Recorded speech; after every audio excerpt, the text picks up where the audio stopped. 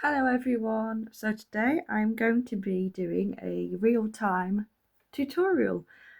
So I'm very nervous about this. I think I mentioned my sketchbook tour. I did have a recording of a tutorial that was going to be for a voiceover, but it's been so long since I've done that painting, I'm not sure I could do a voiceover accurately enough. And I think it would be more fun to just do it in real time so you can explain some more things, so anyway. So I painted this yesterday. And I really liked how simple and how cute it was, and just how, I don't know, I just like it. So that's what I'm going to be showing today. So I just thought what it would be like on a bigger piece of paper. So this is the Strathmore watercolour paper, the 400 series. It was in an old sketchbook. I repurposed it. So that's the paper I'm using. So it's 300 GSM. I wouldn't recommend going any lower than maybe 190 for good watercolor paper. That's just my advice, because I don't know how heavy I'm going to be using water on this, so I just thought I'd put that in there. And then the colours I'm going to be using are indigo, Van Dyke Brown. Now Van Dyke Brown is optional. I use Van Dyke Brown because I mix it with my indigo to make a grey. If you just have a Payne's grey or any type of grey from whatever brand you use, just use it. You don't have to mix a brown and an indigo to make grey. Even watered down black, lamp black if you want to, sap green, and gamboge. Gamboge, I think I mentioned yesterday. Gamboge is just what I swapped for my cadmium yellow hue, just because I like the golden colour that it gives off. So cadmium yellow hue, if you want to use cadmium yellow or any type of yellow you have, use that. So yeah, so just a thin sort of guideline for you. Right, so let's begin. So I did take this down, and to me it looks slightly wonky, but it took me so long to get it, so I'm leaving it. So I'm sorry if it's slightly wonky. So I'm just going to wet my paper, and I'm just going to wet it halfway down. So you can, if you want to, you can sketch your own horizon line, but I've chosen not to.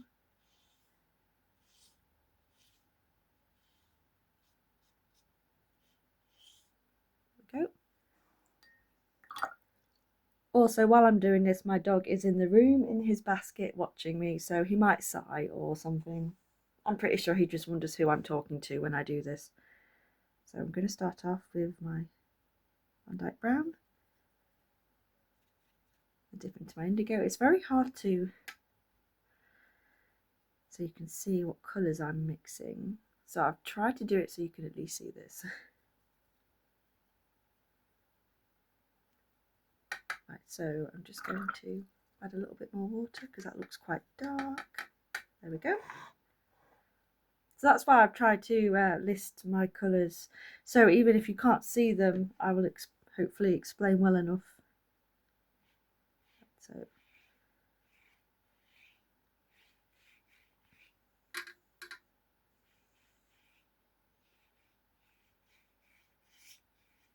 I'm just doing this nice and loosely, just like this.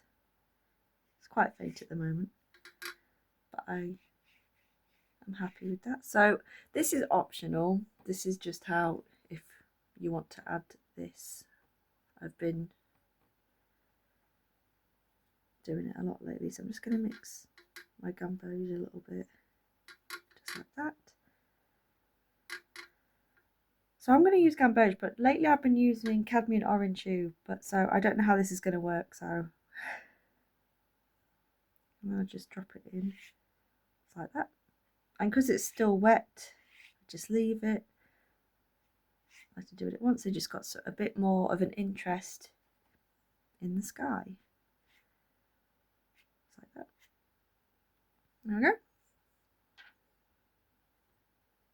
Right, so now. So I've got the cadmium yellow hue just there, just so it's ready, and I'm going to take sap green.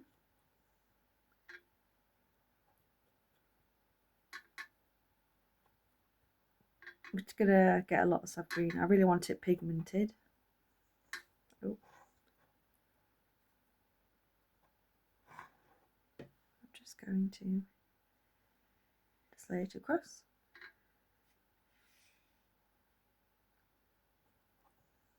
Just need a bit more.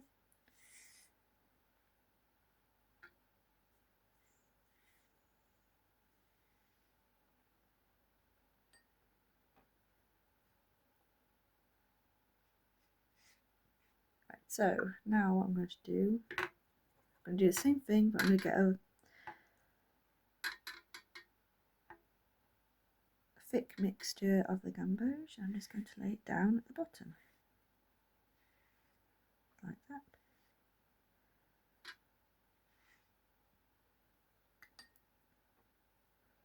And then I'm just going to play around with this until I'm happy. So I just want a bit more of the sap green just where these two will mix together, just so it looks a bit more seamless. Now this was obviously this painting here that I'm doing obviously doesn't have any trees, but because it's cauliflowered a little bit, I might add some trees there just because the impression has already done the work for me, so I'll do that. So now I've done that, we're going to mix our darkest colour in this painting, so sap green, and then I'm going to add indigo or sap green,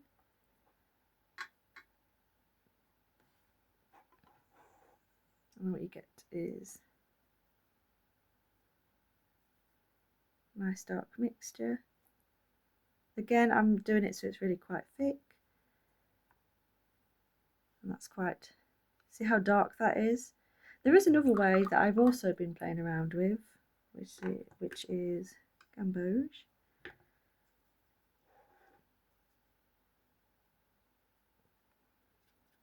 And indigo, and that makes a very nice green, but I want the darker one.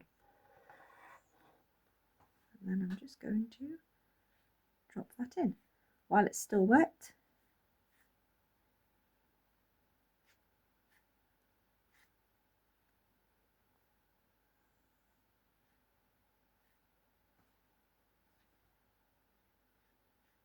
Just like that.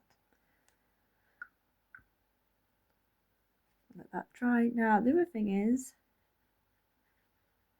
let's go up to the tape line.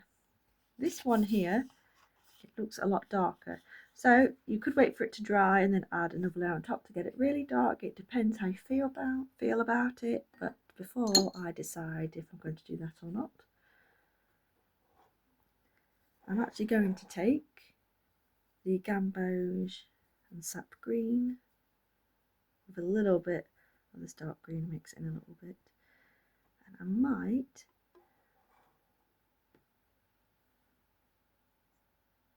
these little trees that I didn't mean to add but ended up adding. I'm just going to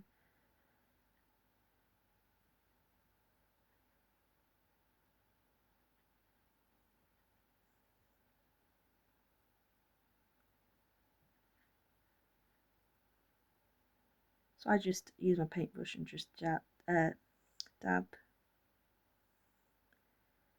little shapes like that.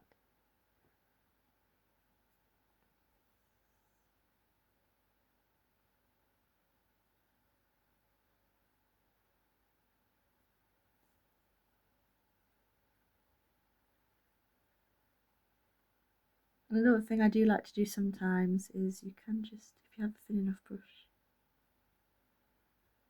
just do little lines and just pull them upwards, and then you have little tree shapes just for the distance. It's pretty simple. I'm going to do a thin line just here.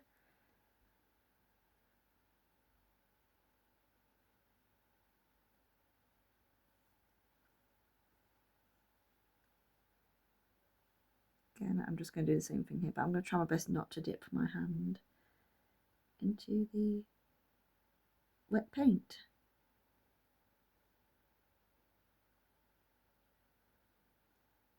And you can do is the lines that you just gently pull up. You can do as many as you want. You can make them have a huge tree line forest, or just do simple ones.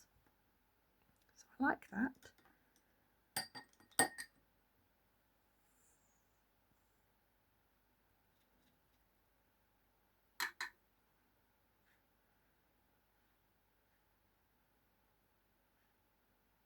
I just added some more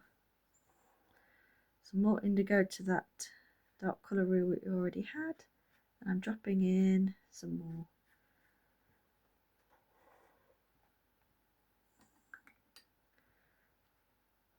I am going to just help it along a little bit.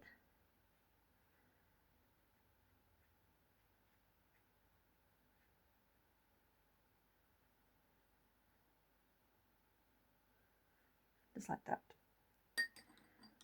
Now I will admit that it's looking a little less simple than this one.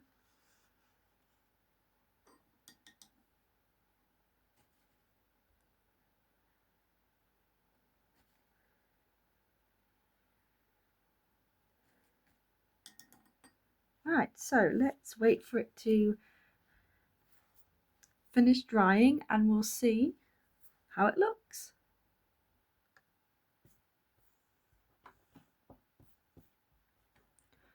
Just rubbing that bit of green paint off my table. So this is the painting that we are left with, and it was slightly wonky, as you can see. Going to pull that up. That was satisfying. This tape's a little bit different from the other sellotape that I've sort of used. I think it might be a painter's tape or something, but it's so soft, it doesn't rip any paper. I don't have a lot of it left. Well, no, I do have a couple of rolls. It's just I found them in an old drawer, and I don't know what they were used for. And if they are painter's tape, goodness knows what they were used for. Anyway, doesn't matter. Waffling away. So this is the finished painting, and I think it's super cute. It's super simple. Well, I hope it was simple, and I hope the tutorial made sense. I hope you enjoyed watching. Please give me feedback on anything to improve on, if you'd like to see any more other types of tutorials, what you'd like to see me paint, all that kind of stuff. Leave a comment, like I said, feedback, subscribe if you want to. Have a good day. Bye.